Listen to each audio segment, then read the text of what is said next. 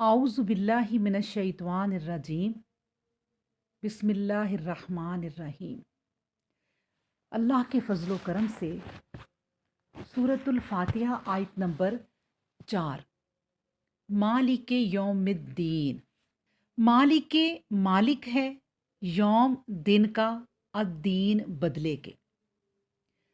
जो इस दिन का मालिक है जिस दिन कामों का बदला लोगों के हिस्से में आएगा। अल्लाह अकबर। अब देखें, मालिक यौमिद्दीन, क़यामत के रोज इसी की बादशाहत होगी। ये असल में मलिकुल मुल्क फी यौमिद्दीन है, और एक दूसरी जगह है लमिनल मुल्कुल यौम लिल्लाहिल वाहिदिल कहार। और मालिक यौमिद्दीन क़यामत के रोज का मालिक है।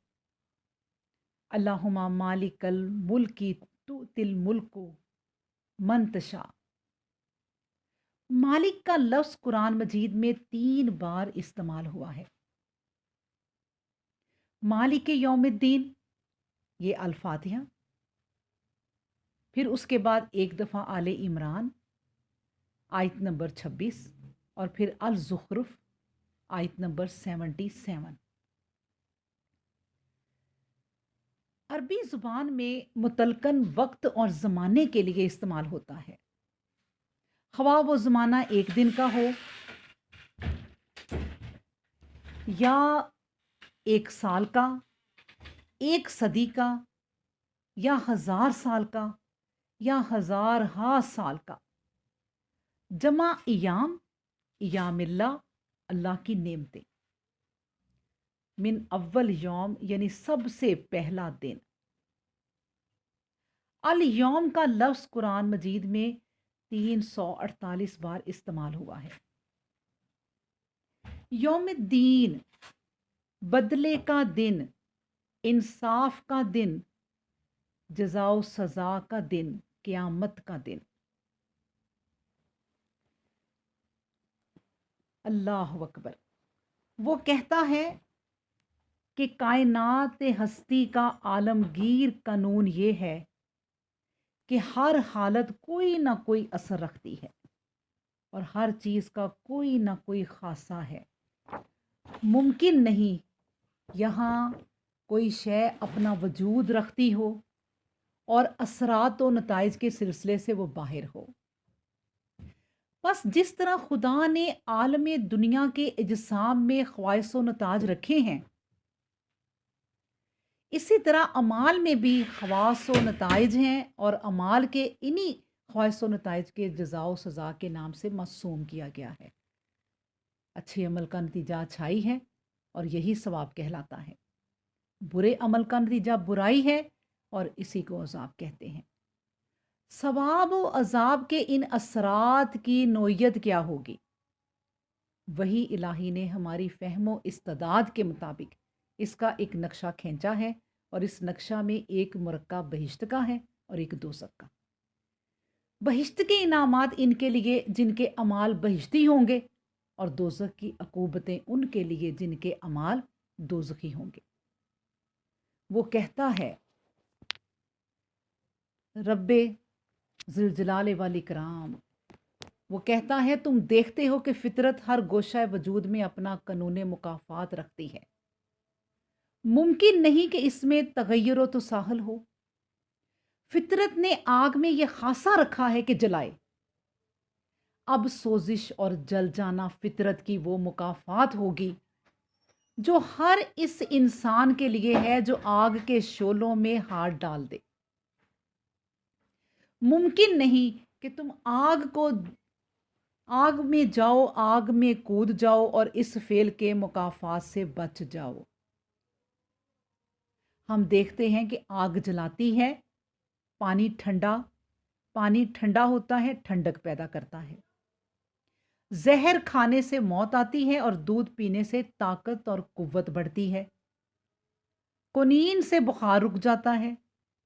जब इशिया की इन तमाम मुकाफ़ात पर हमको ताज्जुब नहीं होता, क्योंकि ये ہماری زندگی کی یقینیات ہیں، تو پھر اعمال کے مکافات پر کیوں تعجب ہوتا ہے؟ افسوس، ہم پر افسوس کہ ہم فیصلوں میں کتنے ناہموار ہیں۔ اب دیکھیں، اگر تم گیہوں بوتے ہو تو تمہارے دل میں کبھی خدشہ نہیں گزرتا کہ گیہوں پیدا نہیں ہوگا۔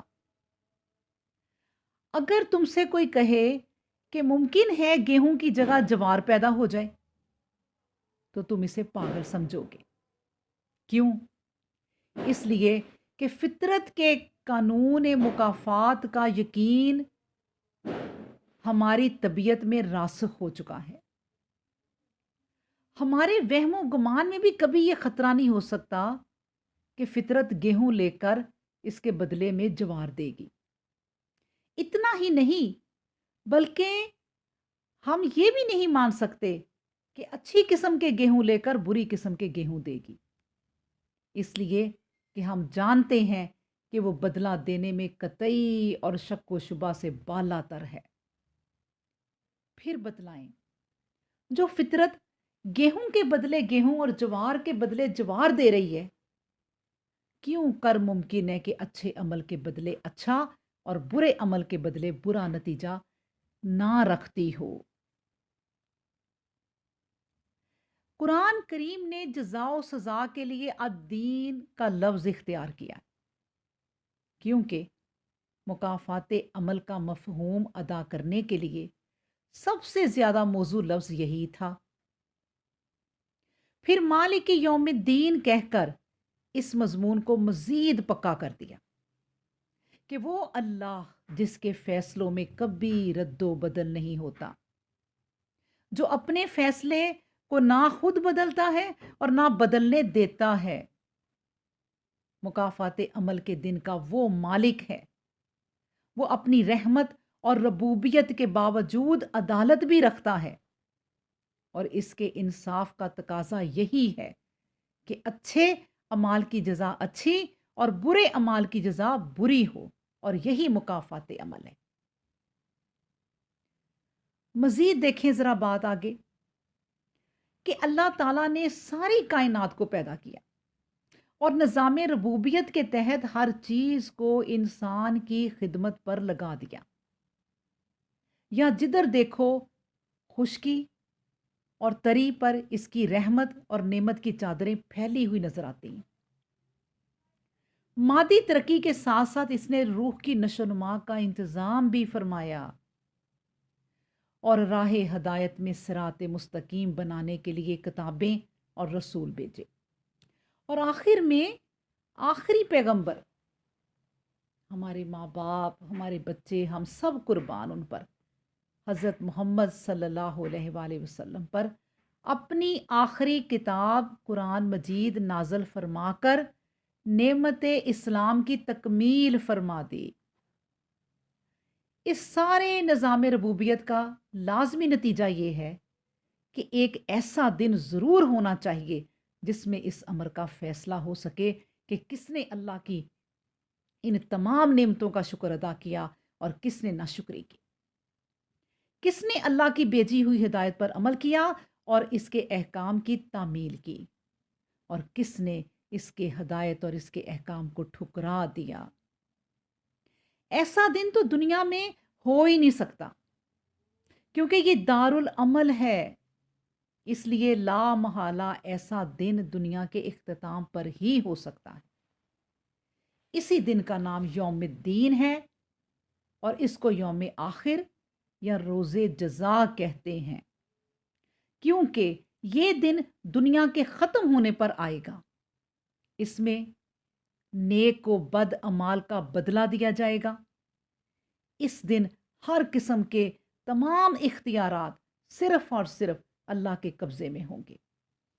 وہاں مجازی طور پر بھی کسی کو کوئی اختیار یا اقتدار حاصل نہیں ہوگا۔ اس کی وضاحت کی ضرورت اس لیے ہوئی کہ اہل کتاب کے علماء سو، ان کے احبار و رہبان اور ان کے پیروں اور پادریوں کو چونکہ حق چھپانے، حق و باطل کو ملانے غلط بیانی کرنے اور تورات اور انجیل کی آیتوں میں لفظی اور معنوی تحریفیں اور تبدیلیاں کرنے کی عادت پڑ چکی تھی۔ اس لیے انہوں نے اپنے عوام میں بہت سے غلط عقائد پھیلا رکھے تھے۔ قرآن مجید میں اللہ تعالیٰ نے جا بجا ان کے کرتوتوں کو ظاہر فرمایا ہے تاکہ امت محمدیہ اس سے عبرت حاصل کرے۔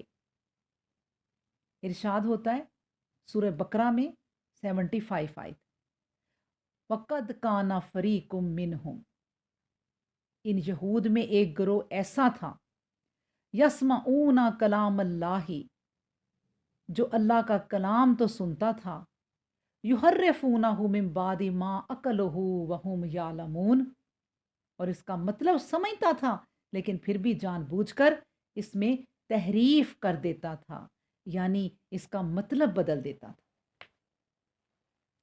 بنی اسرائیل کی سب سے پہلی گمراہی یہ تھی کہ نہ تو کتاب اللہ کا سچا علم ان میں باقی رہا اور نہ سچا عمل۔ ایک جگہ اللہ سبحانہ و تعالی سورہ آل عمران میں 71 آیت میں فرماتے ہیں، یا اہل الکتاب لما تلبسون الحق بالباطل وتکتمون الحق وانتم تعلمون، اہل کتاب کیوں حق و باطل کے ساتھ ملا جلا کر مشتبہ کر دیتے ہو اور حق کو چھپاتے ہو حالانکہ تم جانتے ہو کہ اصلیت کیا ہے۔ پھر سورہ معاہدہ میں ہے آیت نمبر 42 میں کہ سمعون للکذب اکلون للسحت، یہ لوگ جھوٹ کے لیے کان لگانے والے اور برے طریقوں سے مال کھانے میں بے باک ہو چکے ہیں، یعنی رشوت اور نذرانہ لے کر فتویٰ دیتے ہیں اور احکام شرع کی خرید و فروخت کی دکان لگا رکھی ہے۔ اہل کتاب کے پادریوں اور صوفیوں نے آخرت کے بارے میں ایک نہایت ہی غلط تصور عوام کے ذہن نشین کرا رکھا تھا۔ اپنے متعلق تو انہوں نے عوامی ذہن میں یہ بات بٹھا رکھی تھی کہ ہم اللہ کے محبوب اور چہیتے ہیں اور اللہ کے بیٹے ہیں، یعنی جس طرح باپ کی صفات بیٹوں میں ہوتی ہے اسی طرح اللہ کی صفات ہم میں موجود ہیں، نعوذ باللہ۔ اس لیے آخرت میں ہمیں تو کسی قسم کا عذاب ہوگا ہی نہیں۔ چنانچہ قرآن مجید میں ہے، المائدہ میں ہی ہے آیت نمبر 18، وقالت الیہود والنصارى نحن ابناء للہ واحباء، اور یہودی اور عیسائی کہتے ہیں ہم خدا کے بیٹے اور اس کے پیارے ہیں، یعنی ہم جو کچھ بھی کریں ہمارے لیے نجات ہی نجات ہے۔ عوام کو انہوں نے یقین دلا رکھا تھا کہ جنت ان کے لیے ریزرو ہے، ان کے سوا اور کوئی جنت میں داخل ہی نہیں ہوگا۔ اللہ اکبر۔ بہرحال جو بات ہو رہی ہے وہ کیا ہے؟ مالک یوم الدین، یعنی جو قیامت والے دن ہوگا وہ کیا ہوگا، جسے قرآن کریم میں بھی متعدد جگہ اور احادیث میں بھی بیان کیا گیا ہے،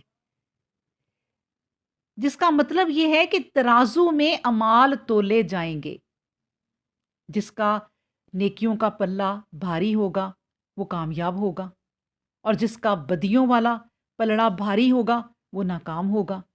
یہ اعمال کس طرح تولے جائیں گے؟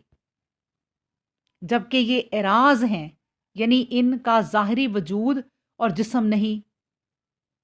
اس بارے میں ایک رائے تو یہ ہے کہ اللہ تعالیٰ قیامت والے دن ان کو اجسام میں تبدیل فرما دے گا اور ان کا وزن ہوگا۔ دوسری رائے یہ ہے کہ وہ صحیفے اور رجسٹر تولے جائیں گے جن میں انسان کے اعمال درج ہوں گے۔ ایک اور رائے ہے، تیسری رائے، کہ خود صاحب عمل کو تولا جائے گا۔ تینوں مسلکوں والے کے پاس اپنے مسلک کی حمایت میں صحیح احادیث و آثار موجود ہیں، اس لیے امام ابن کثیر فرماتے ہیں کہ تینوں ہی باتیں صحیح ہو سکتی ہیں۔ ممکن ہے کبھی اعمال، کبھی صحیفے اور کبھی صاحب اعمال کو تولا جائے۔ اللہ اکبر۔ بہرحال میزان اور وزن اعمال کا مسئلہ قرآن و حدیث سے ثابت ہے، اس کا انکار، اس کی تعویل گمراہی ہے، اور موجودہ دور میں تو اس کے انکار کی اب مزید کوئی گنجائش ہی نہیں کہ بے وزن چیزیں بھی تولی جائیں گی۔ اللہ اکبر۔